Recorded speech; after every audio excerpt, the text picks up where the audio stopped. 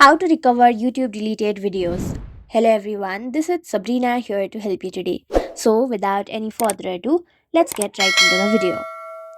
First, launch your YouTube application. Tap on your profile icon from your bottom right corner.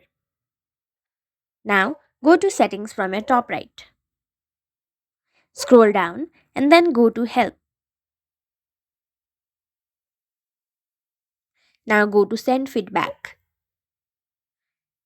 Here, what you will have to do is tap on Get Started and then simply write that I want to recover my deleted YouTube videos and then send it. So rest is on YouTube's uh, customer support. So that's it. Thank you for watching this video. Make sure to like, share and subscribe to our YouTube channel. If you got any question, comment them down and I'll get you in the next one.